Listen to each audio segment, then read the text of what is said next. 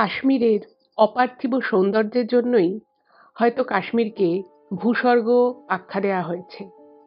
আর প্রকৃত অর্থেই কাশ্মীর জায়গাটা কিন্তু সত্যিই ভীষণ ভীষণ সুন্দর। আমি নিজেও দুবার গেছি, আমার তো ভীষণই ভালো লেগেছে। কিন্তু এই কাশ্মীরে বর্তমানে যে পরিস্থিতি শুরু হয়েছে এবং কিছুদিন আগে যে দুর্ভাগ্যজনক ঘটনাটা ঘটেছে, সেটা নিন্দে করার ভাষা হয়তো আমাদের কারোর কাছেই নেই। আর এই মুহূর্তে তো অবস্থা খুবই সঙ্গীন এবং এই সময় যে বিষয়টা চলছে সেটা আপনি আমি সকলেই জানি, তো সেটা নিয়ে আলাদা করে কিছু বলার নেই।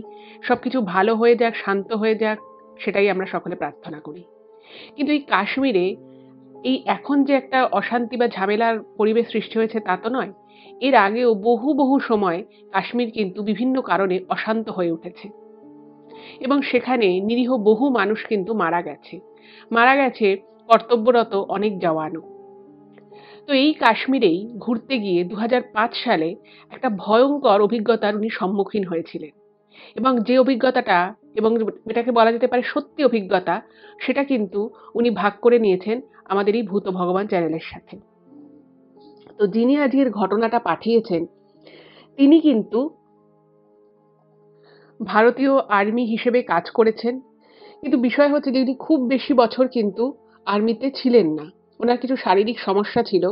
সেই জন্য উনি বছর ৬ আর্মিতে চাকরি করার পরে ওনাকে কিন্তু চাকরিটা ছেড়ে অন্য কাজ করতে হয়। কিন্তু উনি ঘুরতে গেছিলেন কাশ্মীরে এবং সেই কাশ্মীর ঘুরতে গিয়ে ওনার যে কি ভয়ঙ্কর একটা অভিজ্ঞতা হয়েছিল সেটাই কিন্তু আজ আমি আপনাদের সকলের সামনে বলতে চলেছি। তো কেউ কোথাও যাবেন না। প্রত্যেকে পুরো ঘটনাটা ১ম থেকে শেষ অবধি শুনুন। এটুকু বলতে পারি ঘটনাটা আপনাদের ভীষণ ইন্টারেস্টিং লাগবে এবং আপনারা এখান থেকে এমন অনেক তথ্য পাবেন, এমন অনেক কিছু আজকের ঘটনাটায় শুনতে পারবেন, যেটা হয়তো আপনারা এর আগে শোনেননি। তো সকলকে বলব কেউ কোথাও যাবেন না। আপনারা আমাদের প্রত্যেকে চ্যানেলের সাথে থাকুন, পাশে থাকুন। নমস্কার শ্রোতা বন্ধুরা, ভূত ভগবান চ্যানেলে আপনাদের সকলকে অনেক স্বাগত। আশা রাখি সবাই খুব ভালো আছেন, আনন্দে আছেন, সুস্থ আছেন। আমাদের চ্যানেলে যে ঘটনাগুলো বলা হয় সেগুলো যদি আপনাদের ভালো লাগে অবশ্যই কিন্তু চ্যানেলটাকে সাবস্ক্রাইব করবেন, ভিডিওগুলোকে লাইক করবেন।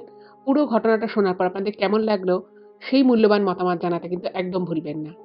আর আপনাদের জীবনে বা আপনাদের পরিচিত কোনো মানুষের জীবনে যদি এরকম কোনো ভৌতিক, অলৌকিক, দৈবিক, অতিজাগতিক কিছু ঘটে থাকে তাহলে সেগুলো কিন্তু আপনারা আমাদের কাছে লিখে পাঠিয়ে দিতে পারেন। তার জন্য আপনাদেরকে আমাদের চ্যানেলের ডেসক্রিপশনে যেতে হবে। দেখবেন সেখানে আমার ইমেল আইডি মেনশন আছে। সেই ইমেল আইডিতে ইমেল করে আপনারা আপনাদের সেই ঘটনা কিন্তু আমাদের কাছে অনায়াসে পৌঁছে দিতে পারেন। আরেকটা রিকোয়েস্ট করব, যদি সম্ভব হয় কাইন্ডলি আপনারা আমাদের চ্যানেলের ভিডিওগুলোকে আপনাদের ফ্রেন্ড এবং ফ্যামিলির মধ্যে একটু শেয়ার করে দিন। কারণ আমরা এই চ্যানেলে আর ৫ টা সাধারণ মানুষের জীবনে ঘটে যাওয়া বিভিন্ন রকমের ভৌতিক, অলৌকিক, দৈবিক, অতিজাগতিক এই ঘটনাগুলিই বলে থাকি। তাই আমি মনে করি ঘটনাগুলো যদি আরো অনেক অনেক মানুষ শুনতে পারেন, তারা সেগুলো শুনে অনেক কিছু জানতে পারবেন, বুঝতে পারবেন, শিখতে পারবেন। তার ফলে তারা অনেক বেশি সতর্ক, সজাগ হতে পারবে। তো চলুন বন্ধুরা, আমি আজকের ঘটনা আপনাদের সামনে উপস্থাপনা করা শুরু করছি।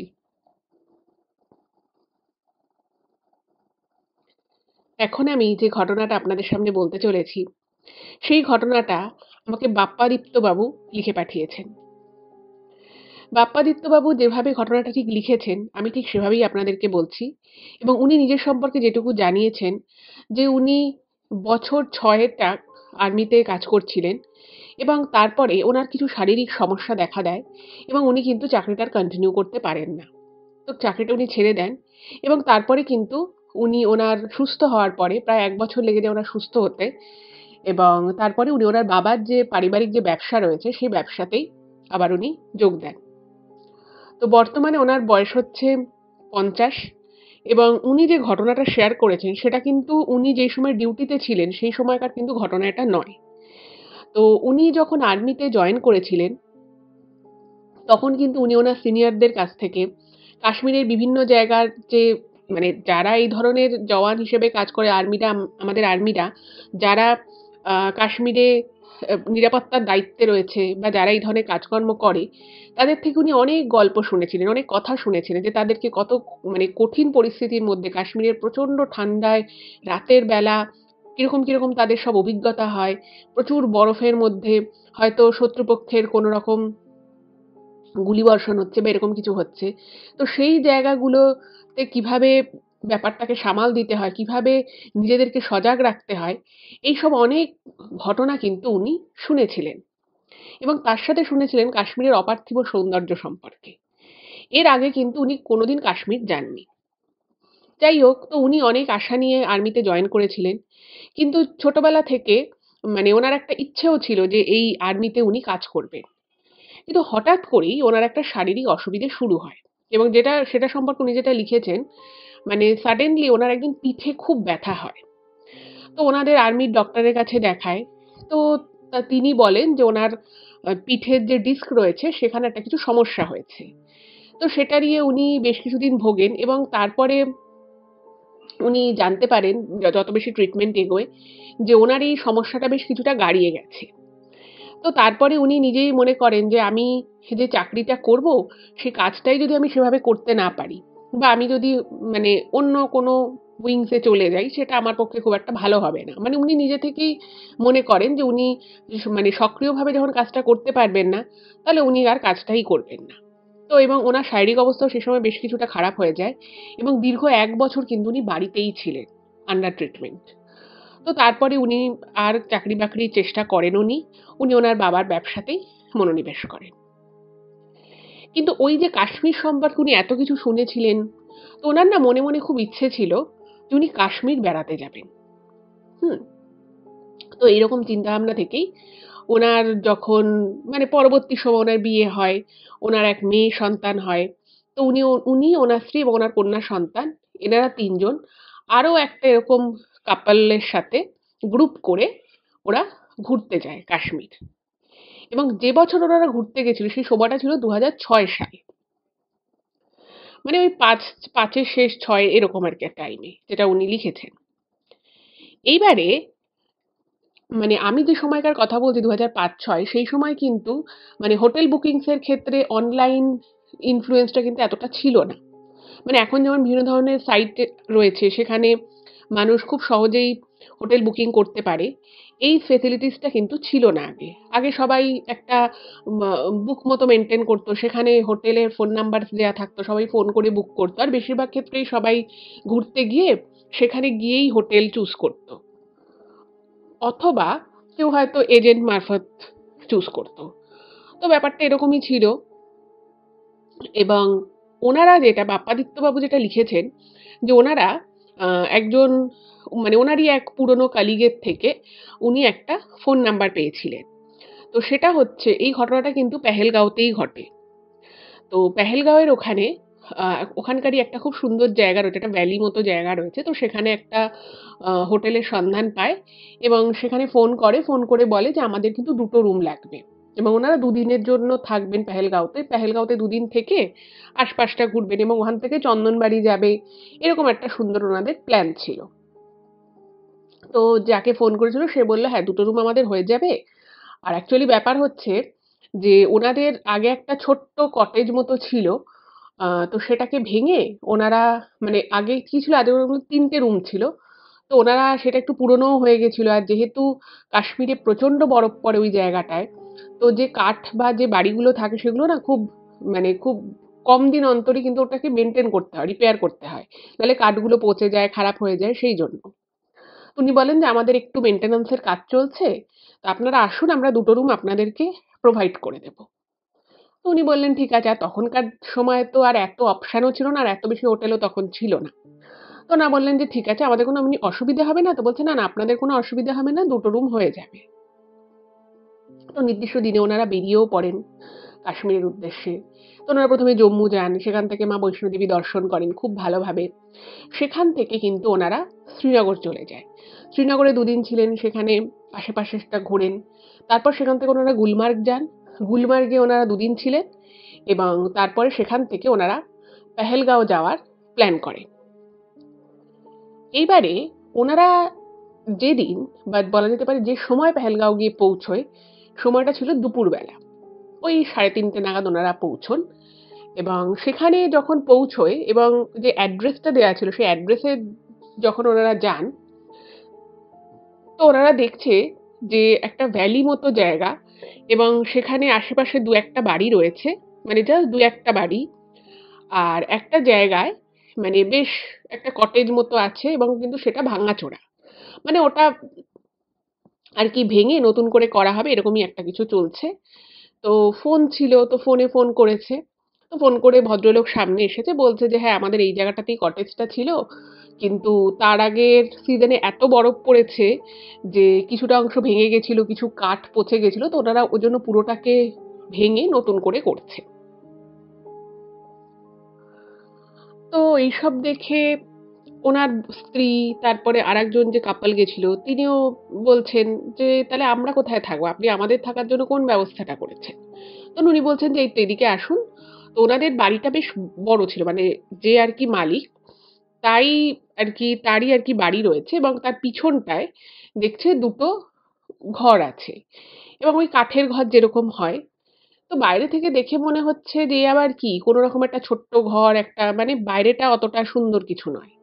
কিন্তু যখন ওনারা ভিতরে ঢুকেছে তো দেখছে অপূর্ব সুন্দর আর কি ঘরের ভিতরটা, আর একদম কাঠের, তো খুব সুন্দর করে সাজানো, আর খুব বড় না হলেও বেশ কোজি। বেড রয়েছে, একটা ছোট্ট টেবিল রয়েছে, দুটো চেয়ার রয়েছে এবং পর্যাপ্ত শীতের জিনিসপত্র রয়েছে গায়ে দেওয়ার জন্য। বেশ সুন্দর। তো মানে বাইরে থেকে দেখলে, মানে যেহেতু মেইনটেন্যান্স এর কাজকর্ম হচ্ছে তো মানে বাইরের দিকের অনেক কিছুই আর কি ওনারা সরিয়ে ঠরিয়ে দিয়েছেন, তো ওই জন্য বাইরে থেকে দেখতে ভালো না লাগলেও ভিতরটা খুবই সুন্দর। তো ওনাদেরকে সমস্ত বুঝিয়ে ঠুজিয়ে দিল এবং ওনাদের কিন্তু জায়গাটা খুব ভালো লেগেছে। আর যে জায়গায় পেহেলগাঁওয়ের যে জায়গাটায় আর কি ওনাদের এই কটেজটা ছিল সেইটা কিন্তু মানে বেশ একটা নিরিবিলি জায়গা। এমনিতেও পেহেলগাঁও আজ থেকে মানে ওই সময় আর কি 2005-06 কথা যদি আমি বলি, আমি যেমন প্রথম কাশ্মীরে গেছিলাম 2005-এ, তখন কিন্তু মানে আমি জানি না, আমি বহু বছর আগে গেছিলাম। তো এখন তো আমি যা ভিডিও দেখি বা যা ছবিতে দেখি বা শুনি যে প্রচুর হোটেল হয়ে গেছে, ওখানে ভালো ভালো রেস্তোরাঁ হয়েছে, কিন্তু আগে কিন্তু এরকম ব্যাপারটা একদমই ছিল না। এত রেস্তোরাঁও ছিল না, এত হোটেলও ছিল না, কিছুই ছিল না। খুব কম বড় হোটেল ছিল এবং লাক্সারি সেরকম হোটেলও কিন্তু একদম হাতে গোনাই ছিল। এখন যেমন অনেক হয়ে গেছে, কিন্তু তখন সেরকম ছিল না। আর ওনারা যে কটেজটায় মানে ছিলেন, তো সেই কটেজটা যে ভ্যালিতে ছিল সেখানে কিন্তু আশপাশটা বেশ ফাঁকা ফাঁকা। একটা দুটো লোকাল বাড়ি রয়েছে, আর এনাদের এই কটেজটা আর তার মালিকের বাড়িটা তার থেকে একটু জাস্ট দূরেই। এবার ওনাদের এত সুন্দর লেগেছে, তো বিকেলবেলা ওনারা বাইরে ওনাদের টেবিল চেয়ার পেতে চা, তারপরে পকোড়া এসব সার্ভ করেছিল এবং ওনারা সুন্দরভাবে ওই ভ্যালিতে বসে একদম প্রাকৃতিক সৌন্দর্য দেখতে দেখতে প্রকৃতির মাঝখানে ওনারা ওনাদের বিকেলটাকে খুব সুন্দর এনজয় করেন। এবার ওখানকার যেহেতু মালিক লোকাল লোক, তো তিনি বলছেন যে ওই যে দেখতে পাচ্ছেন, মানে ওই পাহাড়গুলো দেখাচ্ছে, এই পাহাড় ওই পাহাড়, কোন জায়গায় কি শুটিং হয়েছিল, কোন ফিল্মে, সেসব নিয়ে বলছেন। তো মানে যখনই দেখবেন কোনো কাশ্মীরের সম্পর্কে মানুষ কথা বলে, তো কাশ্মীর নিয়ে কিন্তু মানুষের প্রচুর মনে প্রশ্ন থাকে, প্রচুর জিজ্ঞাস্য থাকে।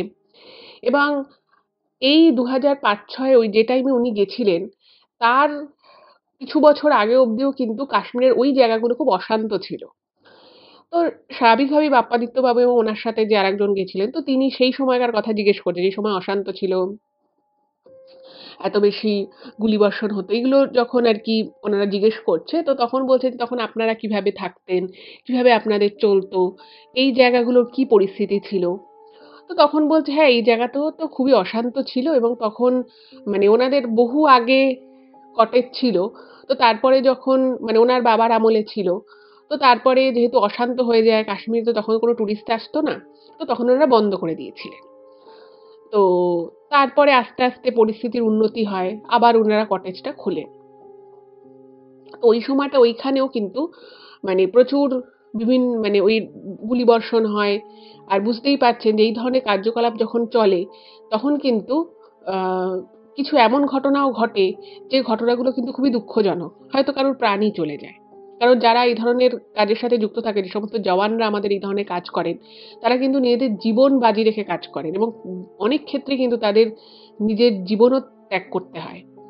তো সেরকম ঘটনাও ঘটেছে। তো এগুলো শুনলে সবারই মনটা ভারী হয়ে আসে।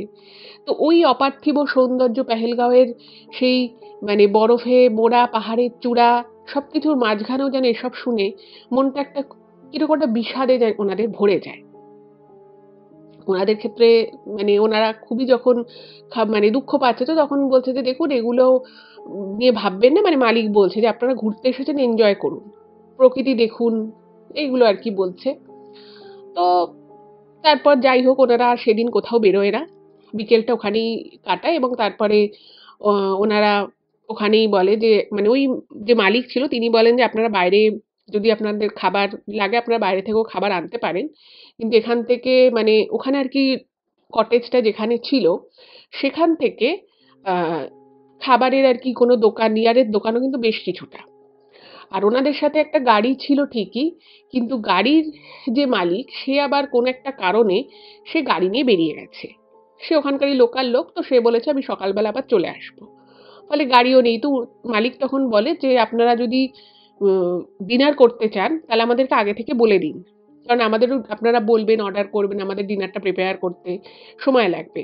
আর এই প্রিপারেশনটা কিন্তু কোনো রকম কোনো হোটেলের অ্যারেঞ্জমেন্টে না, একদম ঘরের কিচেন থেকে ওনারা খাবারটা তৈরি করে একদম বাড়ির খাবারের মতো ওনাদেরকে দেবে। তো তখন বাপ্পাদিত্য বাবু এবং ওনার সাথে আরেকজন যিনি ছিলেন তারা বললেন যে আমরা এখন আর রাতের বেলা ফ্যামিলি নিয়ে আর কোথায় যাব, তো আপনি মোটামুটি আমাদেরকে যা হয় বানিয়ে দিন। তো ভদ্রলোক তখন বলেন যে কাশ্মীরের মাটন প্রিপারেশন কিন্তু বেশ ফেমাস এবং অরিজিনাল কাশ্মীরি স্টাইলে মাটন কিন্তু খুব কম জায়গাতে আজও পাওয়া যায়। তো বলল যে আপনারা যদি খেতে চান তাহলে বলুন। তো বলছে এটা তো খুব ভালো কথা, আমরা মানে আপনাদের কাশ্মীরি মানুষের হাতে তাদের ঘরের তৈরি খাবার আমরা খাবো, এর থেকে ভালো কি হতে পারে। তো রুটি, ওই মাটন আর ফিরনি, এই ৩ টে জিনিস এর কথা আর কি ওনারা বলে। উনি বলেন ঠিক আছে আমাদেরকে ২-২.৫ ঘন্টা সময় দিন, আমরা বানিয়ে দেব। কারণ এতগুলো লোকের জন্য বানাতে হবে, একটু তো সময় লাগবেই। আর কোনো প্রফেশনাল কিচেনে রান্নাটা হবে না। ওনার বাড়িতে ঘরে ওনার স্ত্রী, ওনার মা রান্না করবেন।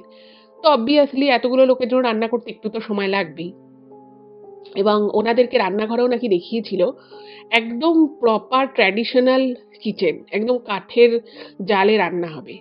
তো এই সমস্ত অ্যারেঞ্জমেন্ট দেখে ওনাদের না ভীষণ মানে এক্সাইটেড হয়ে পড়েছিল ওনারা যে বাহ এরকম সুন্দর মানে পজিশনে আমরা খাবো, এরকম সুন্দরভাবে ট্র্যাডিশনাল ওয়েতে রান্না হবে, এটা তো বেশ দারুণ ব্যাপার। তো ওনারা তখন এদের মধ্যে গল্পগুজব করতে থাকে এবং তার সাথে ওদিকে তো রান্না হচ্ছে। তো যেহেতু বাপ্পাদিত্যবাবু আর্মিতে ছিলেন বেশ কিছু বছর, তো উনি বিভিন্ন সময় বিভিন্ন ঘটনা শুনেছিলেন ওনার সিনিয়রদের মুখে। তো যে সময় কাশ্মীর অশান্ত ছিল সে সময় তো প্রচুর ঘটনা ঘটেছে, আমরা হয়তো অনেক কিছু মিডিয়াতে শুনেছি, অনেক কিছু মিডিয়াতে শুনিনি। তো প্রচুর এরকম ঘটনা ঘটেছে এবং প্রচুর প্রাণহানিও হয়েছে সেখানে বিভিন্ন সময় আর কি। তো একটা জিনিস মানে ওনার মনে মনে হচ্ছিল যে এই জায়গাটা এত সুন্দর, যেখানে এলে মনটা এত ভালো হয়ে যায়, মানুষ ধ্যান করতে পারে, মানুষের মনটা শান্ত হয়ে যায়, সেই জায়গাটায় কয়েক বছর আগে এতটা অশান্ত ছিল। মানে এসব ভেবে না ওনার খুব অদ্ভুত টাইপের লাগে। এবং দেখবেন একটা কোথাও আপনি হয়তো গেছেন, সেই জায়গাটা হয়তো ভীষণ সুন্দর, ভীষণ হ্যাপেনিং, সেখানে হয়তো প্রচুর মানুষ আপনি দেখছেন, কিন্তু যদি সেই জায়গাটার আপনি কিছু বছরের পুরনো কথা শোনেন বা হিস্ট্রি শোনেন এবং সেখানে যদি এমন কিছু থাকে যেখানে হয়তো প্রচুর মানুষের হাহাকার ছিল, সেখানে হয়তো এমন অনেক ঘটনা ঘটেছে যেখানে অনেক মানুষের প্রাণ গেছে, দেখবেন অত সৌন্দর্যের মধ্যেও কিন্তু আপনি একটা অদ্ভুত শূন্যতাকে কিন্তু উপলব্ধি করতে পারবেন। সেম জিনিসটা কিন্তু বাপ্পাদিত্য বাবুর মধ্যেও হয়। এবং উনি কিছুক্ষণের জন্য একটু চুপ করে যান, মানে সবকিছু গল্প আড্ডা হচ্ছে সব ঠিক আছে, কিন্তু কিছুক্ষণের জন্য একটু আনমনা হয়ে চুপ করে যান এবং ওই বিষয়টাকে উনি ফিল করার চেষ্টা করেন। আর যেহেতু উনি আর্মিতে ছিলেন, উনি অনেক কাছ থেকে অনেক কিছু দেখেছেন, তো সেই জন্য কিন্তু হয়তো ওনার মধ্যে এই উপলব্ধিটা একটু বেশিই ছিল। যাই হোক, তো রাত হয়ে যায় এবং ওনাদেরকে ডিনার সার্ভ করা হয়। তো ডিনার সার্ভ হয়েছে, ওনারা খুব সুন্দরভাবে খাবারটা খান এবং উনি যেটা লিখেছেন যে সেই যে উনি না মাটন খেয়েছিলেন সেই স্বাদ উনি আজও ভোলেননি। মানে ওনার স্ত্রী এবং ওনার মা দুজনে মিলে রান্নাটি করেছিলেন, যে অদ্ভুত খেতে। এবং ওই কাঠের জালে মানে এক কড়াই, মানে যখন রান্নাটা হয়ে যায় ওনাদেরকে ডেকে দেখায় যে এরকম ভাবে রান্না হয়েছে বা কিছু, মানে ওরকম গনগনে কাঠের আগুনে, তার মধ্যে ঠান্ডা তো রয়েছেই, মানে খুবই কম সময়ের মধ্যে কিন্তু মাটন সেদ্ধও হয়ে যায়। এবং তার সাথে ফিরনির স্বাদ তো অসাধারণ ছিলই। এবং ওই দুটো ফ্যামিলি পরিতৃপ্তি করে কিন্তু ডিনার কমপ্লিট করে। আচ্ছা, এবারে আসি রুমের কথায়, মানে কটেজের যে দুটো রুম, সে রুম দুটো পাশাপাশি। আর যেহেতু মানে ওখানে মেইনটেন্যান্সের ওনাদের কাজ হচ্ছিল, জিনিসপত্র একটু আশেপাশে অগোছালো অবস্থায় ছিল, প্রচুর কাঠের ব্লক রাখা ছিল, যেহেতু কাঠের আর কি পুরো বাড়িটাই কাঠের, তো প্রচুর জিনিসপত্র এদিক ওদিক ছিল। এবং ওনাদের যেহেতু দুটো ফ্যামিলিরই দুটো বাচ্চা ছিল, তো তাদেরকে বলছে তোমরা একটুখানি দেখে হাঁটাচলা করবে। জিনিসপত্র সরানো ছিল, কিন্তু তবুও কিছু জিনিস তো ছড়ানো ছিটানো থাকে একটা জায়গায়, জন্য যখন কনস্ট্রাকশনের কাজ হয়। তো এবং ওনাদের দুটো যে রুম ছিল, তার মধ্যে বাপ্পাদিত্যবাবু যে রুমটায় ছিলেন, সেই রুমের সামনে একটা ব্যালকানি ছিল, এবং অন্য রুমের সাথেও একটা ব্যালকানি ছিল, কিন্তু ওই ব্যালকানিটার সামনের দিকটা একটু ভাঙা ভাঙা হয়েছিল, তো সেই জন্য ওনারা ব্যালকানিটা ইউজ করতে পারছিলেন না। তো ওনাদের পিছনের দিকে একটা আম মানে ব্যাকইয়ার্ড টাইপের একটা ডেক মতো ছিল। তো যেহেতু প্রচণ্ড ঠান্ডা, আর অন্য যে কাপলটা গেছিল, ওনার এক ছেলে রয়েছে। তো সেই ছেলের বয়স কিন্তু বাপ্পাদিত্যবাবুর মেয়ের থেকেও ১.৫ বছরের ছোট। তো সেই জন্য ওরা আর ওই ডেকেও বসেনি, মানে প্রচণ্ড ঠান্ডা যেহেতু, খাওয়া-দাওয়া করে ওরা যে যার মতো ঘরে ঢুকে শুয়ে পড়েছে। আর এদিকে বাপ্পাদিত্যবাবু যেটা লিখেছেন যে ওনার মোটামুটি যখন ওনার বয়স ১২-১৩, সেই সময় থেকে কিন্তু ওনার ডায়েরি লেখার একটা অভ্যাস তৈরি হয়। এবং উনি রোজ নিয়ম করে, যত দেরিই হোক না কেন, যত কাজের চাপই থাক না কেন, উনি কিন্তু মানে ২ লাইন হলেও কিন্তু ডায়েরিতে সেই দিনটা সম্পর্কে, বা ওনার সেই দিনটা কেমন গেল, কি হলো, সেটা সম্পর্কে ২-৩টে কথা হলেও কিন্তু উনি লেখেন। এবং যেটা উনি ইমেলে বলেছেন, যে ওই যে ডায়েরিটা যখন উনি লেখেন, সেই সময় কিন্তু উনি কারোর সাথে কথা বলেন না, এবং একটু নিজের জন্য আর কি ওই ৫টা মিনিট ৬টা মিনিট টাইম প্রত্যেকটা দিন উনি নিজের জন্য ওই টাইমটা বের করেন। এবং সেই টাইমটা বের করে উনি, বলা যেতে পারে, নিজের সাথে একান্ত ওই সময়টুকু কাটান, এবং সেই সময় কিন্তু উনি ডায়েরিতে দিনটা সম্পর্কে উনি লেখেন। এটা ওনার বহু ছোটবেলাকার অভ্যাস। এইবারে ওনার স্ত্রী এবং ওনার মেয়ের যেহেতু সারাদিন একটা বেশ জার্নি ছিল, ধকল ছিল, খুব ভালো খাওয়া-দাওয়া হয়েছে। তো তারপরে ওরা নিজেদের রুমে এসে পরের দিন কখন বেরোনো হবে, কি জামাকাপড় পরা হবে, সেই নিয়ে কিছু কথাবার্তা ওনাদের হয়। এবং তারপর ওনার স্ত্রী আর মেয়ে খুব টায়ার্ড ছিল, ওনারা ঘুমিয়ে পড়েন। এবার সারাদিনের ওনারও ধকল গেছে, তো উনিও ভাবলেন যে আমিও শোবো। তো ওনার তো তখনও ডায়েরি লেখা হয়নি। আর ওই যে প্রত্যেকটা দিন নিয়ম করে উনি নিজের জন্য ৫-১০ মিনিট সময় বের করেন, তো উনি ভাবলেন এটাই সেই সময়। এবার বাইরে প্রচণ্ড ঠান্ডা, আর যেহেতু ভ্যালি জায়গা, মানে আশেপাশে কোনো বড় বিল্ডিং-ফিল্ডিং কিচ্ছু নেই, পাহাড়ের মাঝখানে, তো বুঝতেই পারছেন যে সেখানে রাতের বেলা কি পরিমাণ ঠান্ডা হাওয়া দিতে পারে।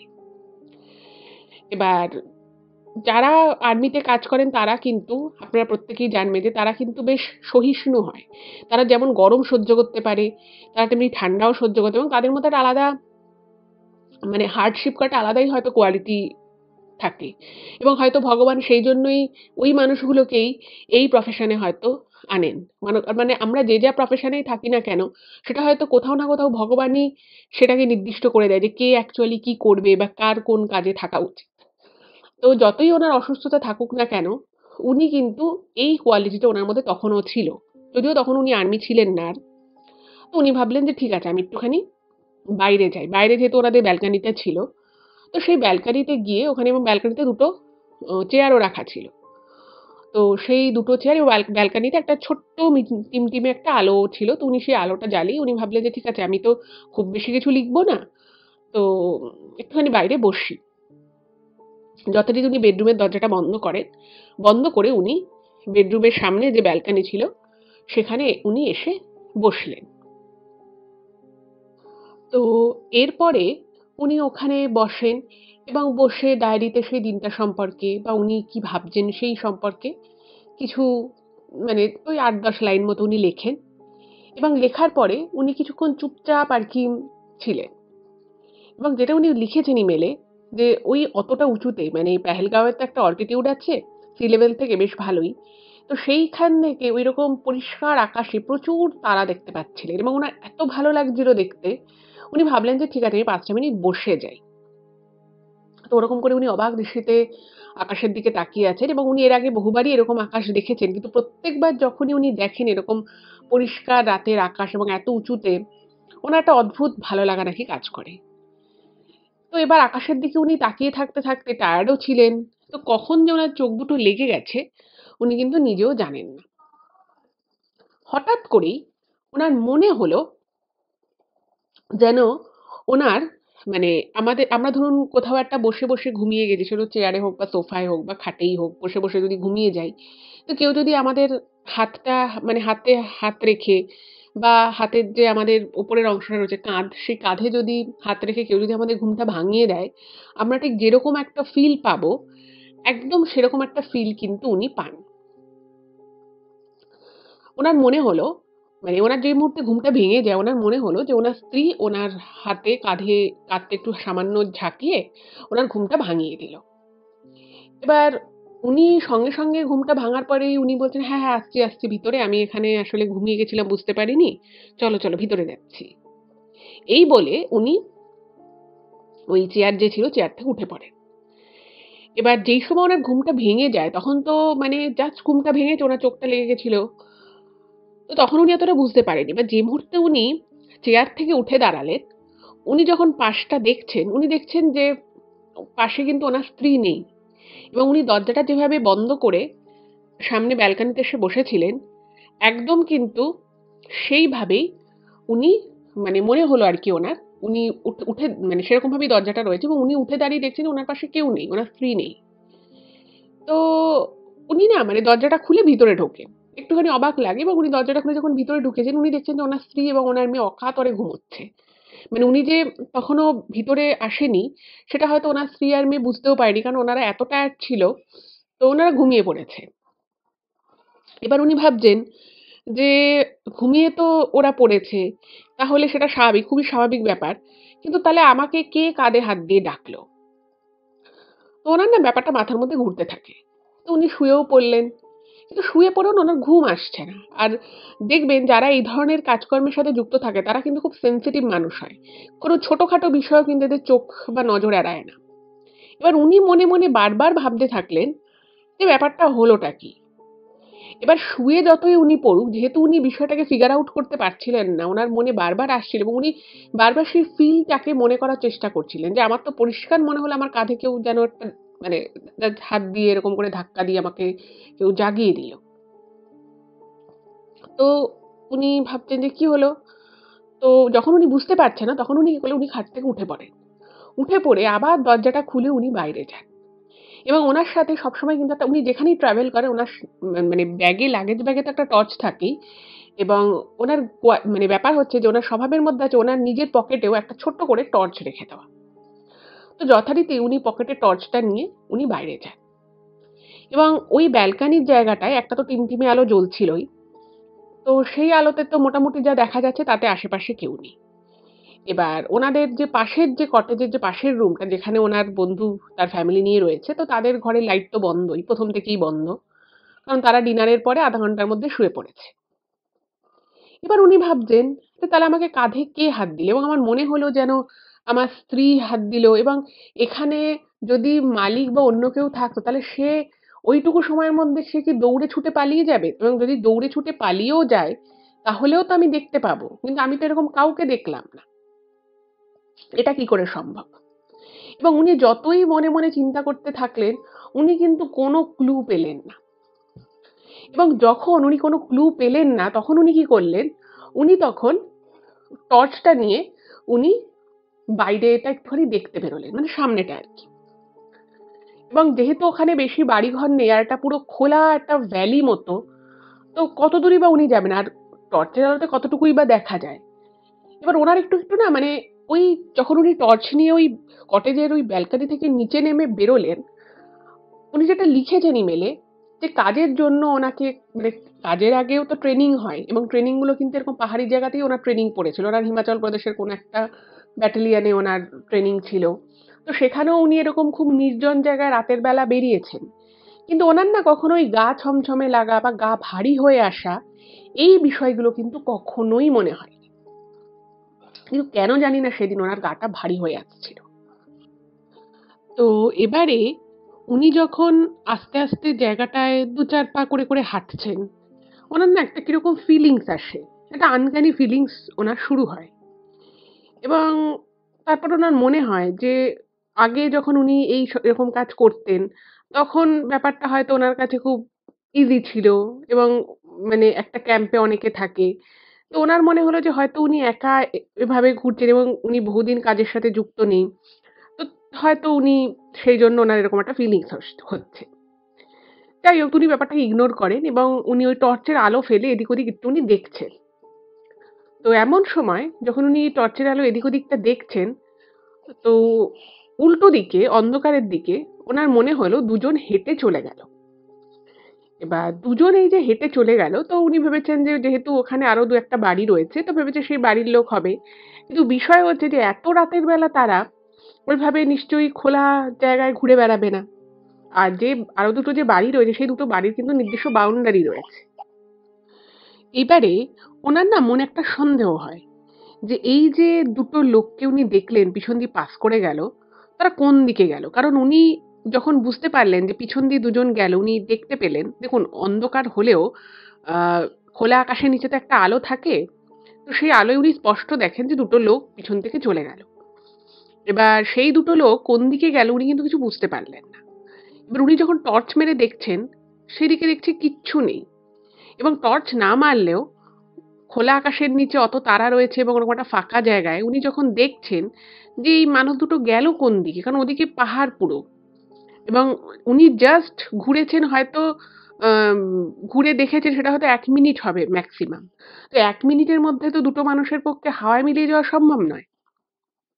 উনি কিছুই বুঝতে পারলেন না, দেখতেও পেলেন না, কিছু বুঝতেও পারলেন না এবং এর কিছুক্ষণের মধ্যেই ওনার মনে হলো যেন পিছন থেকে ওনার কাঁধে কেউ একজন মনে হলো যেন হাতটা রাখলো। উনি স্পষ্ট বুঝতে পারেন এবং ওরকম একটা ফাঁকা জায়গায় রাতের বেলা, মানে পেহেলগাঁওয়ের একটা সুন্দর পাহাড়ি উপত্যকায় রাতের বেলা কেউ ধরুন বাইরে বেরিয়েছেন, আপনি ধরুন বাইরে বেরিয়েছেন, আপনার কিছু একটা মনে সন্দেহ হয়েছে এবং আপনি দেখছেন কেউ নেই আশেপাশে। হঠাৎ করেই যদি আপনি বুঝতে পারেন, আপনি যদি ফিল করতে পারেন যে আপনার কাঁধে একটা কেউ হাত রেখেছে এবং স্পষ্ট একটা মানুষের হাত রাখলে সে হাতের যে স্পর্শ বলুন বা তার একটা ওয়েটও তো আছে। তো যেটাই বলুন না কেন সেটা যেই মুহূর্তে আপনি ফিল করবেন, আপনার তো একটা মানে আপনি তো আঁতকে উঠবেন যে কি হলো, এখানে আবার কে আমার গায়ে হাত রাখবে। তো ওনার ক্ষেত্রেও কিন্তু সেই ব্যাপারটা হয়, কিন্তু উনি একটু ভয় পান কি, কিন্তু খুব যে আঁতকে উঠেছিলেন সেটা না, কিন্তু ওনার একটুখানি অবাক লাগে এবং উনি না একটুখানি ভয়ও পেয়ে যান। খুব বেশি না হলেও বেশ একটুখানি উনি ভয় পান এবং উনি যেই পিছন ঘুরে তাকিয়েছে, উনি দেখছে কেউ নেই। কিন্তু ওই হাতের স্পর্শটা উনি কিন্তু স্পষ্ট অনুভব করেছেন এবং দেখুন যখন উনি ঘুমিয়ে গেছিলেন, যখন ওনার মনে হয়েছিল ওনার কাঁধের কাঁধটা ধরে কেউ হালকা ঝাঁকিয়ে দিল বা কেউ ওনাকে জাগিয়ে দিল এবং উনি যেটা স্পষ্ট ধরে নিয়েছিলেন যে ওটা ওনার স্ত্রী হবে, সেটাকে উনি কিছুটা হলেও মনের ভুল হিসেবে কনসিডার করেছিলেন। কারণ উনি তার আগে ঘুমিয়ে পড়েছেন। হয়তো অনেক ঘুমের মধ্যে হয়তো একটা শরীরে জার্কিং হয়েছে, সেটাকে হয়তো উনি ভেবেছেন যে ওনার স্ত্রী ওনাকে ডেকে দিয়েছে। কিন্তু এক্ষেত্রে উনি সম্পূর্ণ সজাগ এবং উনি টর্চ হাতে করে উনি বাইরে পায়চারি করছেন, ঘুরছেন। সেই অবস্থায় ওনার কাঁধে কেউ হাত রাখলো, এই এত বড় একটা ভ্রান্ত ধারণা হওয়া ওনার পক্ষে কিন্তু একেবারেই অসম্ভব ব্যাপার। এবং উনি যে মুহূর্তে পিছন ঘুরে তাকান, উনি কাউকে দেখেননি এবং ঠিক সেই মুহূর্তেই ওনার মনে হলো যে ওনার পাশ দিয়ে কেউ একজন যেন বেরিয়ে চলে গেল। মানে খুব জোরে হেঁটে চলে গেল। সঙ্গে, সঙ্গে উনি টর্চ নিয়ে সেদিকটায় দিয়ে যখন উনি দৌড়ে ওদিকটায় দেখার চেষ্টা করেন, উনি দেখছেন কোথাও কেউ নেই। মানে জাস্ট কোথাও কেউ নেই। উনার না বিষয়টা ভীষণ অবাক লাগে এবং উনার মনে হলো ব্যাপারটা তো ঠিক হচ্ছে না। মানে উনি তখন মানে একদম নিশ্চিত হয়ে গেলেন যে কেউ একজন ওনার আশেপাশে রয়েছে এবং সে ওনার সাথে মানে ছলনা করা টাইপের কিছু একটা করছে। মানে ওনার হয়তো কাঁধে সত্যি, সত্যি হাত দিচ্ছে, সত্যি, সত্যি হয়তো ওনার আশেপাশে আছেন, কিন্তু সে কোনো না কোনোভাবে এদিক ওদিক হয়তো লুকিয়ে পড়ছে। তো সঙ্গে, সঙ্গে উনি দৌড়ে গিয়ে ওনাদের যে পাশাপাশি যে দুটো কটেজ রয়েছে, তার পিছনে একটা বললাম যে ওখানে যেহেতু কনস্ট্রাকশন এর কাজ হচ্ছিল, তো প্রচুর কাঠের ব্লক টক রাখা ছিল। উনি টর্চ মেরে পরিষ্কার করে কিন্তু ওই জায়গাগুলো ভালো করে দেখেন যে কোথাও কেউ লুকিয়ে আছে কিনা এবং জায়গাটা মানে যেহেতু কাশ্মীর নিজে জায়গাটা একটু সেনসিটিভ জায়গা, তো সেখানে অনেক রকমের ঘটনাও ঘটতে পারে। তো সঙ্গে, সঙ্গে উনি টর্চ মেরে দেখলেন, উনি দেখলেন না কোথাও কেউ নেই। ইভেন যে মালিকের যে ঘর, তার ঘরটাও একটু দূরেই ছিল। তো সেখানেও দেখছি তার ঘরেও আলো-ঠালো সব বন্ধ করা রয়েছে।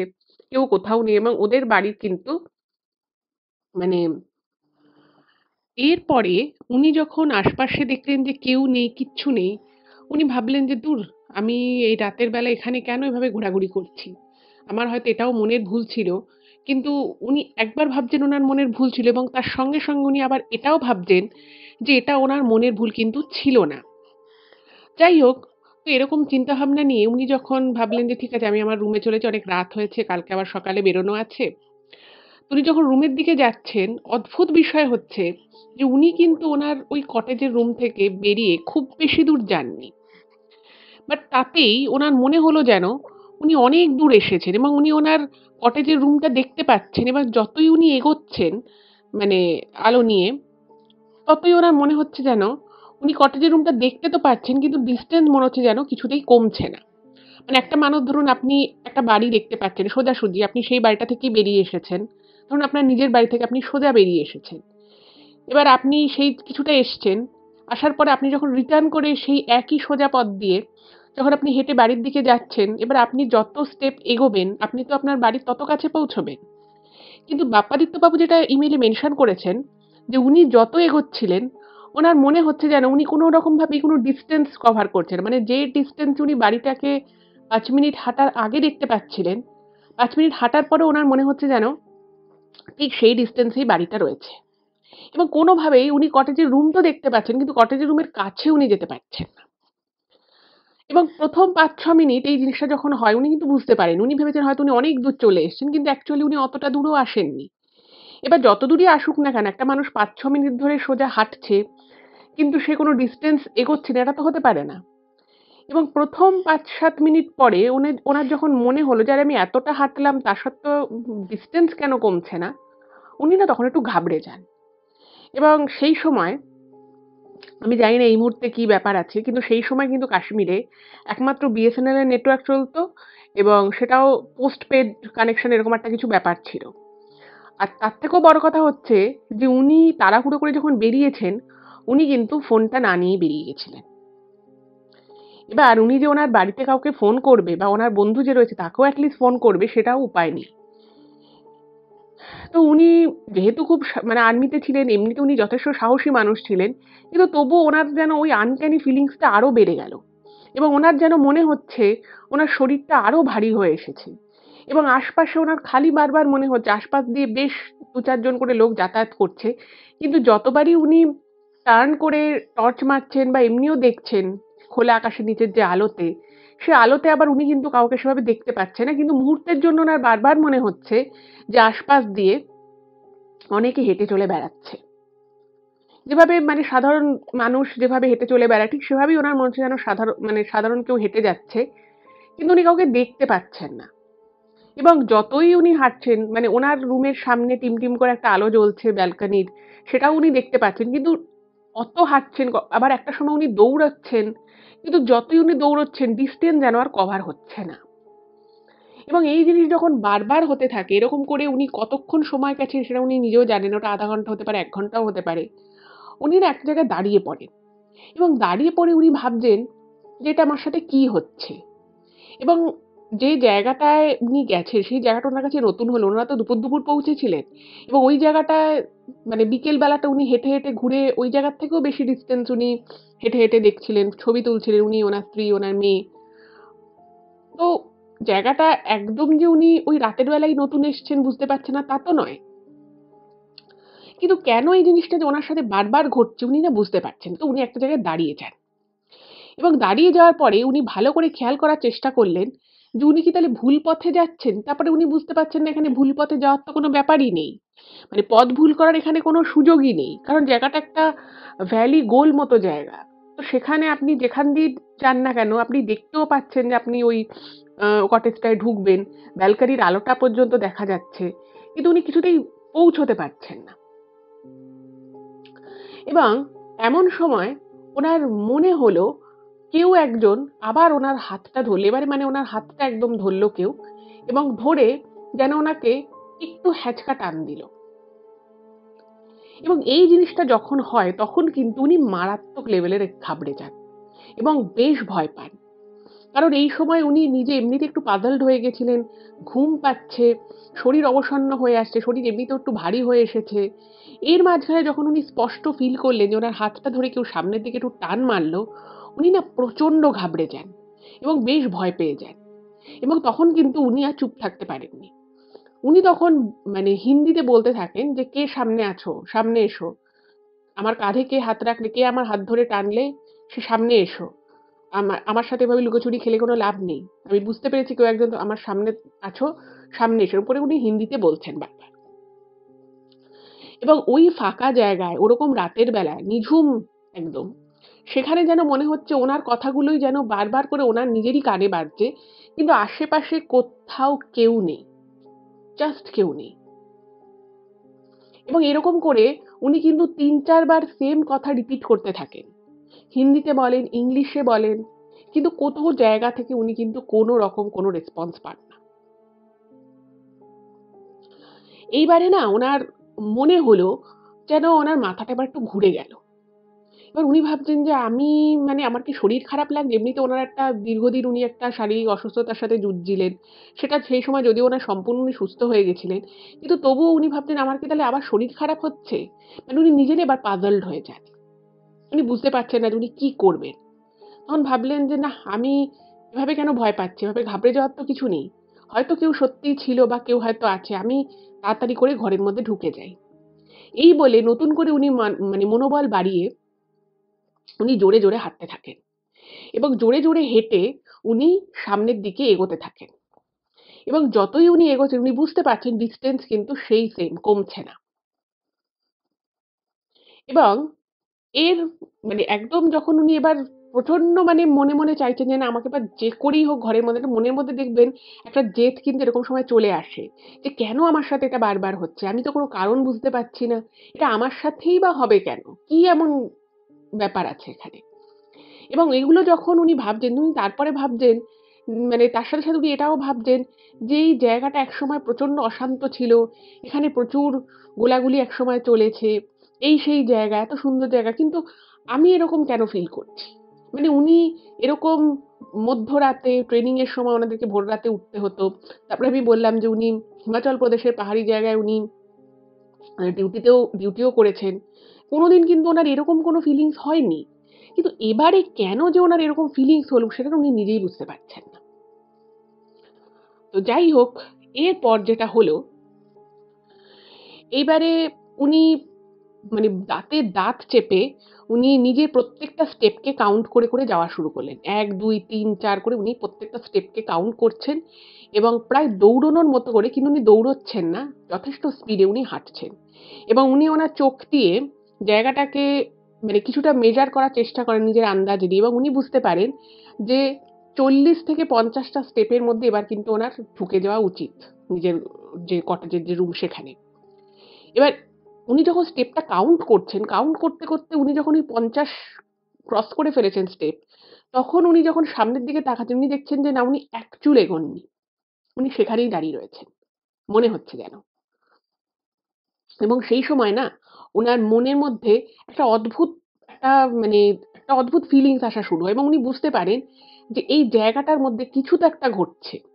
কিছু একটা ঘটছে। যেটা খুব একটা স্বাভাবিক নয়। এবং যখন উনি ১ম আর্মি জয়েন করেছিলেন, তো সেই সময় উনার যিনি দিদা ছিলেন, উনার দিদা, উনার ঠাকুমা এনারা আরকি উনাকে বলেছিলেন যে, "তুমি দেশের কাজে যাচ্ছ, দেশের জন্য লড়াই করছো, তো সব ঠিক আছে। তো তুমি কিন্তু" আ মানে উনি আরকি মন থেকেও খুব শ্রী বজরংবলীর ভক্ত ছিলেন। তো উনাকে আরকি উনার বাড়ি থেকে বলেছিল যে, "এরকম মানে অকুতোভয় তোমাকে হতে হবে এবং তুমি শ্রী বজরংবলীর কাছে সবসময় প্রার্থনা করবে যাতে সে তোমাকে তার তো অনেক শক্তি, অনেক ক্ষমতা, অনেক পাওয়ার। তুমি তার থেকে শক্তি চাইবে।" তো উনি মনে হলো তো মানে উনি মনে, মনে না শ্রী বজরংবলীকে তখন স্মরণ করছে এবং উনার ওর মানে প্রতি মুহূর্তে মনে হচ্ছে যে কিছু একটা ঘটছে, কিছু একটা ঘটবে এরকম। যাই হোক, তো এরপর আমি আপনাদেরকে বলেছিলাম যে ওই জায়গাটায় কিন্তু প্রচুর যেহেতু মানে কটেজটা পুরনো কটেজটা ভেঙে নতুন করে আবার করা হচ্ছে। তো সেখানে একটা জায়গায় মাটির মতো খোঁড়া ছিল। এবার উনি বারবার টর্চ মারছে, কাউকে দেখতে পাচ্ছে না। আর মোটামুটি উনি যেখানে ছিলেন সেখান থেকে কটেজটা যে খুব দূরে তাও না। আমি বললাম যে দেখা যাচ্ছে, রীতিমতো আলো দেখা যাচ্ছে, সবই আছে। আর ওই ৫০ স্টেপ কি ৫০ থেকে ৫৫ স্টেপ উনি দূরে ছিলেন। তো উনি না তখন টর্চটাকে বন্ধ করে দিয়েছেন। এবার ওই জায়গাটায় কি ছিল, একটা জায়গায় সাইড করে মাটি খোঁড়া ছিল এবং মাটিটা খোঁড়ার উপর দিয়ে ওই কাঠের কিছু ব্লক বসানো ছিল। ঠিক আছে? এবং উনি হাঁটছেন এবং হাঁটতে, হাঁটতে উনি একেই পাজলড হয়ে গেছেন। শরীর প্রচন্ড ভারী হয়ে আসছে। উনার মনে হচ্ছে যেন একেকটা স্টেপ ফেলতে উনাকে অনেক বেশি শারীরিক কষ্ট করতে হচ্ছে। তো এরকম করে উনি ভাবলেন যে আমি একটুখানি মানে যে সোজা যাচ্ছে আমি একটু বেঁকে যাই। মানে একটু অন্য পথ দিয়ে যাই। আমি দেখতে তো পাচ্ছি বাট আমি মানে আমার সামনে যাওয়া নিয়ে কথা। তো উনি কি করেছে, উনি সামনে দিয়ে মানে একটু পথটাকে চেঞ্জ করে উনি হাঁটা শুরু করেছে এবং ওনার শরীরে যত জোর ছিল দাঁতে দাঁত চেপে সেই শরীরের জোর দিয়ে উনি যাচ্ছেন। এবং একটা মুহূর্তের জন্য মনে হলো একটা কিরকম মুখ, একটা এমন মুখ যে মুখটা ক্ষতবিক্ষত টাইপের একটা মুখ মনে হলো যেন ওনার পাশ দিয়ে জাস্ট সাট করে বেরিয়ে চলে গেল। এবং সেই মুখটা পুরুষের মুখ না স্ত্রী মানুষের মুখ সেটা উনি কিছু বুঝতে পারেন না। কিন্তু মনে হলো একটা ফেস, যে ফেসটা ক্ষতবিক্ষত হয়ে গেছে সেরকম একটা কিছু পাশ দিয়ে বেরিয়ে চলে গেল। এবং এটা দেখে ওনার পা থেকে মাথা অব্দি শরীরে যেন একটা মানে পুরো একটা ঠান্ডা স্রোত যেন বয়ে গেল। এবং উনি না কিছু মুহূর্তের জন্য পুরো ফ্রিজ হয়ে যান। কিছু মুহূর্তের জন্য ফ্রিজ হয়ে যায় এবং ওনার মাথা কাজ করা বন্ধ করে দেয়। তো কিছুটা পর মানে উনি কতক্ষণ ওখানে ওভাবে দাঁড়িয়েছে উনি নিজেও জানেন না। তো উনি কি করেছে, উনি সামনে দিয়ে মানে এবার যখন উনি ভাবলেন যে না এবার আমাকে যেতেই হবে, তখন না ওনার মানে শরীরে মনে মানে একটা অদ্ভুত দোলাচল চলছে এবং ওনার বারবার মনে হচ্ছে ওনার এই মুহূর্তে ঘরে ঢুকে যাওয়াটা উচিত। এবং উনি বারবার শ্রী বজরংবলীকে স্মরণ করছেন এরকম হচ্ছে। তো উনি এরকম করে মানে তখন না উনি রীতিমতো খুঁড়িয়ে হাঁটছে। তখন আর ঠিকঠাক মতো স্বাভাবিকভাবে উনি হাঁটতেও পারছেন না। তো উনি যখন এভাবে খুঁড়িয়ে, খুঁড়িয়ে হাঁটছেন, সেই মুহূর্তে মনে হলো কেউ যেন হাত ধরে সজোরে ওনাকে টেনে মানে একটা হ্যাচকা টান দিলে এবং উনি কিন্তু তখন আর তাল সামলাতে পারেননি। কারণ উনি তখন অলরেডি মানে খুঁড়িয়ে হাঁটছিলেন এবং ওনার শরীর রীতিমতো ভারী হয়ে গেলে শরীর ভালো লাগছিল না। এবং যেহেতু উনি মুখ থুবড়ে পড়লেন, উনি তখন কে, কে বলে চিৎকার করেন এবং টর্চটা হাতেই ছিল। তো টর্চটা সামনেই পড়েছে এবং উনি সঙ্গে, সঙ্গে টর্চটাকে অন করেছে। এবং অন করে উনি হিন্দিতে "কে আছো? কে আমার সাথে এরকম করছো? কে?" এরকম করে বারবার নাম জিজ্ঞেস করে এবং উনি যখন এরকম পাগলের মতো করছে, উনি কাউকে কিন্তু দেখতে পান না। কিন্তু উনি দেখলেন যে জিনিসটা, সেটা দেখার পরে উনি বেশ কিছু সময়ের জন্য কিন্তু হতভম্ব হয়ে গেছিলেন। উনি দেখলেন যেহেতু ওই জায়গাটায় আমি বললাম যে কটেজের কিছু কাজকর্ম হচ্ছিল, তো পার্টিকুলার যে জায়গাটা উনি পড়ে যান, সেই জায়গাটায় কিন্তু কিছু হ্যাকসঅ ব্লেড যেগুলো যথেষ্ট ধারালো, যে হ্যাকসঅ ব্লেডগুলো ওখানে ছড়ানো ছিল সেগুলো কিন্তু একদম খুব ধারালো ছিল এবং তার সাথে বেশ কিছু ধারালো পেরেক ওখানে পুরো ছড়িয়ে ছিটিয়ে ছিল। আরেকটা এখানে ইম্পর্টেন্ট কথা হচ্ছে যে বাপ্পাদিত্যবাবু ওনারা এসেছিলেন তো যখন ঠান্ডার জায়গায় অবশ্যই লোকে মোটা বুট জুতো তার সাথে মোজা এগুলো তো পরেই। এবার ওনার কটেজে পড়ার জন্য মানে ইনডোরে পড়ার জন্য উনি একটা পাতলা করে স্লিপার ক্যারি করেছিলেন। এবং যখন উনি মানে শুয়ে পড়েছিলেন, তখন obviously উনি বুট জুতোটা ছেড়ে ওই স্লিপারটা ঘরের ভিতরে ইউজ করছিলেন। এবার রাতে শুয়ে পড়ার পর যখন উনি বিষয়টা কি হলো সেটা জানার জন্য যখন ঘর থেকে রাতের বেলা বেরিয়ে আসেন, তখন কিন্তু উনি ওই স্লিপারটা পরেই বেরিয়ে গেছিলেন। এবার আপনারা নিশ্চয়ই বুঝতে পারছেন যে ওই স্লিপার পরে উনি প্রথম কথা বেরিয়েছিলেন, তার মধ্যে উনি যখন খুঁড়িয়ে হাঁটছিলেন, তো পড়ে যাওয়ার পরে উনি খেয়াল করলেন যে ওনার পায়ে যে স্লিপারটা ছিল সেটাও কিন্তু মানে সামনে পড়ে আছে। এবং ওই জায়গাটায় যেখানে ওনার মনে হলো যে ওনার হাত ধরে কেউ হ্যাচকা টান দিয়ে ওনাকে সরিয়ে দিল, সেই জায়গাটায় উনি মানে পা দিতে যাচ্ছেন এবং যদি উনি সেখানে পা দিতেন, তাহলে হয়তো ওনার পুরো দুটো পাই পুরো ফালা, ফালা হয়ে হয়তো চিড়ে কেটে একেবারে রক্তাক্ত হয়ে যেতেন উনি। এবং উনি বুঝতে পারেন যে কোনো একজন কেউ সেটা শরীরী হোক বা অশরীরী হোক, সে ওনাকে ওই বিপদ থেকে বাঁচানোর জন্যই হাতটা ধরে হ্যাচকা টান দেন এবং উনি চাল সামলাতে না পেরে হয়তো পড়ে গেছেন। যেহেতু ওরকম একটা ভ্যালি টাইপের পাহাড়ি জায়গা, বড়, বড় ঘাস রয়েছে, উনি তার উপরে পড়েন, উনি সেভাবে কোনো চোট পান না। কিন্তু ওনার পাটা যদি ওইখানে পড়তো যেখানে উনি পা দিতে যাচ্ছিলেন, তাহলে কিন্তু মানে একদম উনি বিশাল রকমভাবে কিন্তু আহত হতে পারতেন। এইটা দেখে না ওনার প্রচন্ড রকমভাবে উনি মানে অবাক হয়ে যান যে কে আমাকে এই জিনিসটা থেকে সরিয়ে আনলো।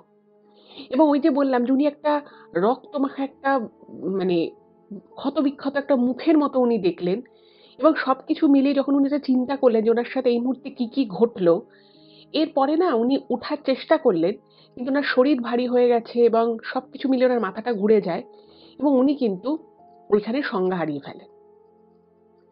এরপরে উনি ওখানে যে ঠিক কতক্ষণ এক্সাক্ট ছিলেন সেটা উনি জানেন না। যখন ওনার জ্ঞান ফেরে বা উনি যখন সম্বিত ফিরে পান, তখন দেখেন যে ওনার স্ত্রী ওনার মাথার কাছে রয়েছে এবং ওনার স্ত্রী প্রচন্ড টেনশন করছে, এবং শুধু ওনার স্ত্রী ওখানে রয়েছে তাই নয়, ওনার যে আরেকজন যে বন্ধু তার ফ্যামিলি নিয়ে এসেছিল সেই বন্ধুও কিন্তু রয়েছে। তো ওনাকে এই অবস্থায় ওরকম ভোর রাতের দিকে ওখানে পড়ে থাকতে দেখে সবাই তো খুব টেনশন করছে। তো যাই হোক কোনো রকমে ধরে বেঁধে ওনাকে ওই কটেজের ঘরে আনা হলো।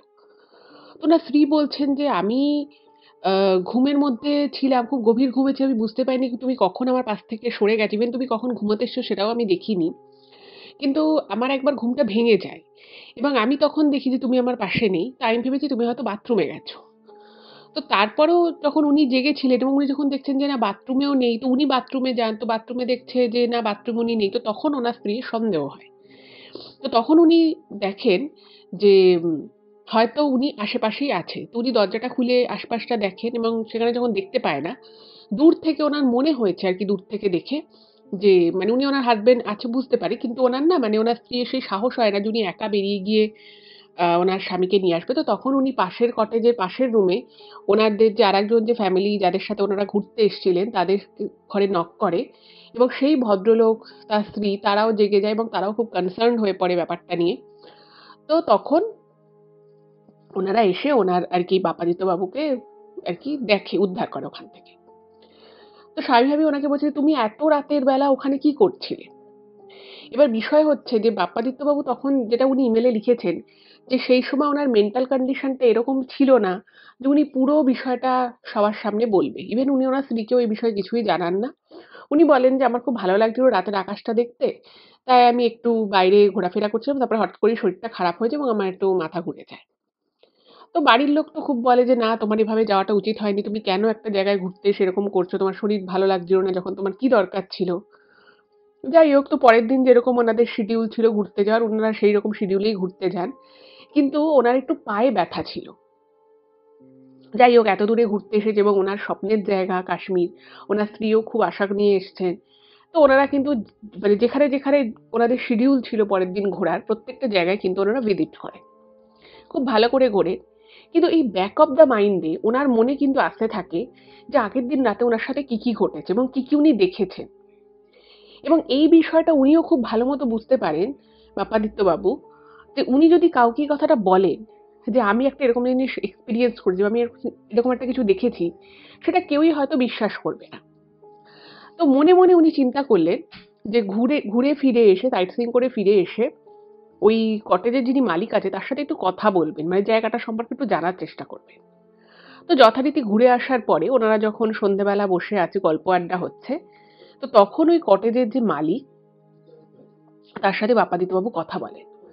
উনি মানে বিভিন্ন কথায়, কথায় সেই সময়টার কথা উনি জানতে চান, যে সময়টায় কাশ্মীরের ওই জায়গাটা খুব মানে অশান্ত পরিস্থিতি ছিল, সংঘর্ষ হয়েছে সেখানে, যুদ্ধবিরতি লঙ্ঘন করে অনেক রকমের ঘটনা ঘটেছিল। সেই সময়গুলোর কথা জানতে চান।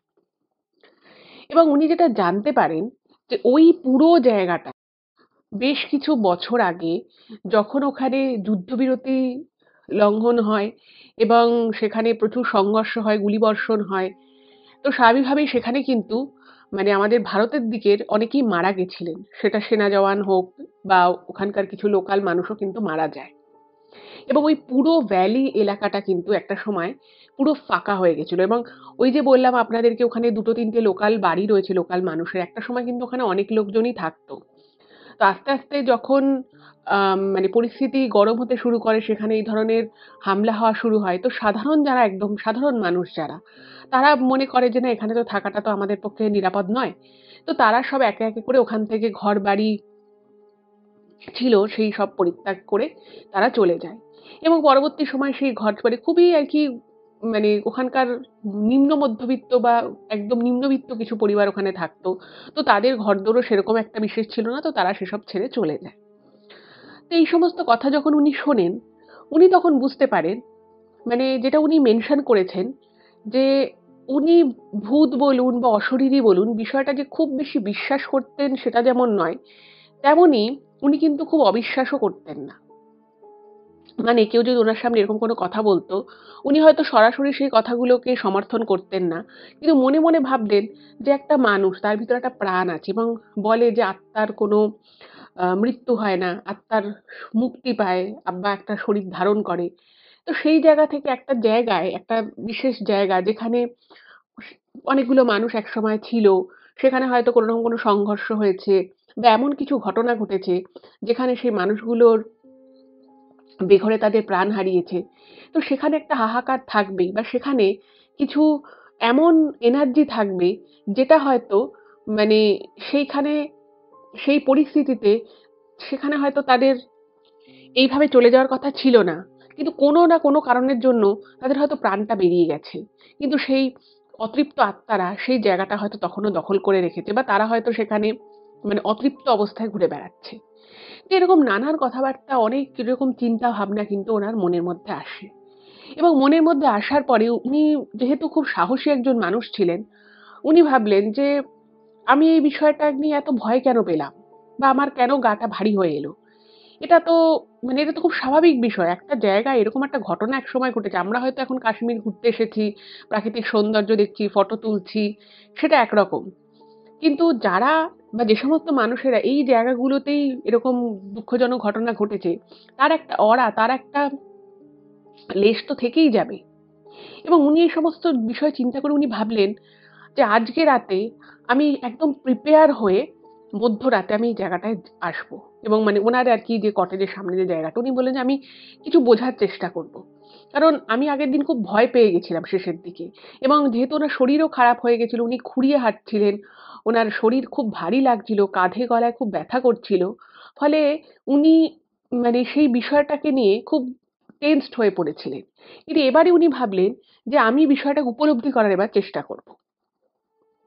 যাই হোক, তো এদিকে তো ওনার স্ত্রী বললেন যে, "দেখো তুমি কালকে রাতে যা করেছো, করেছো। আজকে কিন্তু তুমি ভালো করে ঘুমোবে। খাওয়া-দাওয়া হয়ে যাবে।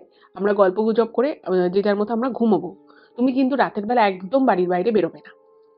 তো উনি ওনার স্ত্রীকে বললেন যে, "দেখো, একটা সময় আমি কিন্তু মানে যে ঝুঁকিপূর্ণ কাজ আমি করেছি, আর্মিতে কাজ করা কিন্তু মানে খুবই রিস্কি কাজ। আপনারা প্রত্যেকেই বোঝেন যে বিভিন্ন রকমের খারাপ থেকে খারাপতর পরিস্থিতিতে কিন্তু কাজ করতে হয়। দিন-রাত কাজ করতে হয়।" উনি বললেন যে, "তুমি এত ভয় পাচ্ছ কেন? আর আমি তো বাচ্চা নই। আমি নিশ্চয়ই নিজের ভালো-মন্দটা বুঝেই যদি আমি বাইরে যাইও, তো তুমি একদম নিশ্চিন্তে থেকো। আমি কিন্তু একদম সুরক্ষিত থাকবো। আর যদি আমার মনে হয় যে না আমি আর থাকতে পারছি না, আমি ঘরে চলে আসবো। তুমি এটা নিয়ে ভেবো না।" যাই হোক, উনি ওনার স্ত্রীকে বোঝান কিন্তু ওনার স্ত্রী বারবার ওনাকে বলতে থাকেন যে, "দেখো তুমি আজকে বাড়ির বাইরে যেও না।" যাই হোক, রাতের বেলা ওনারা ঘুমিয়ে পড়েন এবং যখন উনি দেখেন যে ওনার স্ত্রী এবং সন্তান ঘুমিয়ে আছে, একদম গভীর ঘুমে রয়েছে, সেই সময় বাপ্পাদিত্যবাবু আবার কটেজ থেকে বেরিয়ে যান। এবার এবার কিন্তু উনি ঠিকঠাক জুতো পরে, ভালো মানে পর্যাপ্ত শীতবস্ত্র গায়ে দিয়ে, টর্চ হাতে নিয়ে উনি বেরোলেন। এবং বেরিয়ে যথারীতি উনি আশপাশটা ঘুরছেন এবং কাউকেই উনি দেখতে পাচ্ছেন না। আশেপাশে কেউ নেই। কিন্তু বারবার ওনার মনে হচ্ছে যেন মানে দেখুন আপনি ধরুন একটা জায়গায় রয়েছে, সেখানে ধরুন খুব জোরে হাওয়া বাতাস চলছে। তা আপনি যেমন হাওয়া বাতাসটাকে বুঝতে পারবেন, তেমনি আপনার পাশ দিয়ে যদি কোনো মানুষ হেঁটে চলে বেরিয়ে বেড়ায়, আপনি কিন্তু সেটাও বুঝতে পারবেন। এবং যেটা উনি ইমেইলে মেনশন করেছেন বারবার যে উনার একাধিকবার মনে হয়েছে যে উনার পাশ দিয়ে কেউ একজন বেরিয়ে গেল, কেউ একজন হেঁটে গেল, কেউ একজন দৌড়ে গেল। কিন্তু উনি কাউকে দেখতে পাননি। এবং আগের দিন যেমন উনি বারবার উনার মনে হচ্ছে উনি টর্চ মেরে, মেরে দেখার চেষ্টা করছিলেন। উনি এইবার যেটা করলেন, টর্চটা উনি হাতে রেখেছিলেন ঠিকই, কিন্তু উনি টর্চটা খুব একটা ইউজ করেননি। মানে পুরো বিষয়টা উনি উপলব্ধি করার চেষ্টা করলেন। এবং দূর থেকে উনার কেন জানি না মনে হয়, যেটা উনি লিখেছেন, মানে আমারও বলতে গিয়ে একটু গায়ে কাঁটা দিচ্ছে। উনি দূর থেকে মনে হলো ২ জন লোক যারা আর্মি ড্রেস পরে রয়েছে। মানে কেউ একজন যেন ভারতের পতাকা হাতে নিয়ে দাঁড়িয়ে রয়েছে। এরকম উনার মনে হলো।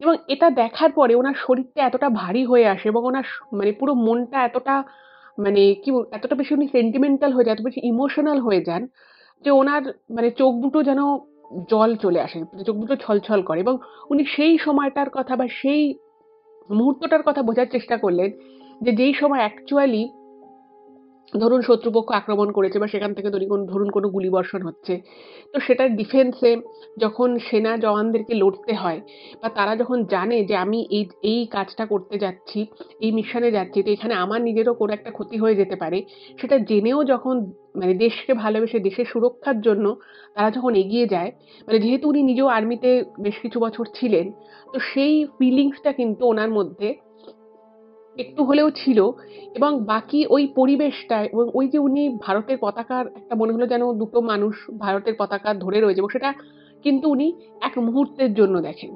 ঠিক তারপরেই যখন উনি আরেকটু ভালো করে দেখার চেষ্টা করেন, উনি দেখেন কিচ্ছু নেই ওখানে। শুধু মনে হচ্ছে যেন বারবার ওনার পাশ দিয়ে কেউ একজন, কেউ বা কারা মাঝে মধ্যে হেঁটে হেঁটে চলে বেড়াচ্ছে। তো ওখানে আর উনি বেশিক্ষণ থাকতে পারেননি। ওনার মানে উনি ভেবেছিলেন যে উনি আরো বেশি কিছুক্ষণ থাকবেন। উনি আরো কিছু উপলব্ধি করার বা ফিল করার চেষ্টা করবেন, কিন্তু উনি আর পারেননি। উনি চলে আসেন। কটেজের রুমে চলে আসেন এবং তারপরে ওনাদের ঘোরার আরো ২-১ টা জায়গায় ঘোরার ছিল। ঘুরে টুরে ওনারা বাড়িতে চলে আসেন। এবার বাড়িতে আসার পরে উনি কিন্তু ওনার স্ত্রীকে তখনও অবধি এই যে পুরো এনার যে এক্সপেরিয়েন্সটা হয়েছে, সেই বিষয়ে কিন্তু উনি ওনার স্ত্রীকে তখনও পর্যন্ত কিচ্ছু জানায়নি। এবার আপনারা ভাবছেন যে বিষয়টা হয়তো এখানেই শেষ। কিন্তু বিষয়টা এখানে শেষ নয়। উনি ওনার স্ত্রীকে কিছু জানালেন না এবং শুধু উনি মনে মনে এই বিষয়টাকে নিজে প্রত্যেকদিন উনি মানে ভাবতেন। ডেইলি। একবার থেকে দুবার হলেও ওনার মনে মাথায় আসতো যে সেই দিন, সেই রাতে, সেই দুটো রাতে উনি কি এক্সপেরিয়েন্স করেছিলেন কাশ্মীরে, পেহেলগাঁওতে। এইবারে ঘটনাটা কিন্তু এখানেই শেষ হতে পারত, কিন্তু সেটা শেষ হলো না। এই ঘটনার মাস ৮-৯ পরে একটা ঘটনা ঘটে। সেটা হচ্ছে যে ওনার এক আত্মীয়ের বাড়ি হচ্ছে হুগলির হিন্দমটরে। তো উনি হিন্দমটর আসেন একাই। তো তিনি খুব অসুস্থ ছিলেন। তো তাকে দেখার জন্যই মেইনলি উনি এসেছিলেন। তো ওনার ফিরে যাওয়ার কথা ছিল এই সন্ধ্যে নাগাদ ৮টা-৯টার মধ্যে ওনার ওখান থেকে হিন্দমটর থেকে ট্রেন ধরে বাড়ি চলে আসার কথা। কিন্তু সেখানে কিছু অসুবিধে হয় এবং ওনাকে যেহেতু তিনি একজন অসুস্থ মানুষকে দেখতে গেছেন, তো তার কিছু কাজকর্ম ওখানে ছিল। তো সেই জন্য কিন্তু বেশ দেরি হয়ে যায়। এবং যে আত্মীয়াকে উনি দেখতে গেছেন তার একজন আ আয়া ছিলেন। একজন আয়া মাসি থাকতেন। মানে ১২ ঘন্টা সে ডিউটি দিত। ১২ ঘন্টা সকাল ৮টা থেকে রাত ৮টা অবধি একজন আসতো। আবার রাত ৮টা থেকে পরের দিন সকাল ৮টা অবধি আরেকজন আয়া মাসি কাজ করত। এবারে রাতে যে আয়া মাসির আসার কথা, তো তিনি কোনো একটা কারণে আটকে যায়। এবার বাপ্পাদিত্যবাবু খুব একটু রেসপন্সিবল পারসন। তো ওনার মনে হলো যে এখনো আয়া মাসি আসেনি, আমি ওনাকে এভাবে একা রেখে চলে আসবো। তো উনি কিছুক্ষণ ওয়েট করেন। এবার ওই আয়া মাসিকে যখন ফোন করা হয় তিনি বলছেন যে তিনি একটা জায়গায় আটকে গেছেন কাজে। তো তার একজন কেউ পরিচিত সে ওনাকে হিন্দমটরের এই বাড়িতে, যে বাড়িতে উনি কাজ করেন সেই বাড়িতে ওনাকে নামিয়ে দেবে। তার বাইকে করে আসছে, তো নামিয়ে দেবে। এবার সেই আয়া মাসি আসতে, আসতে রাত ১২টা বেজে গেল।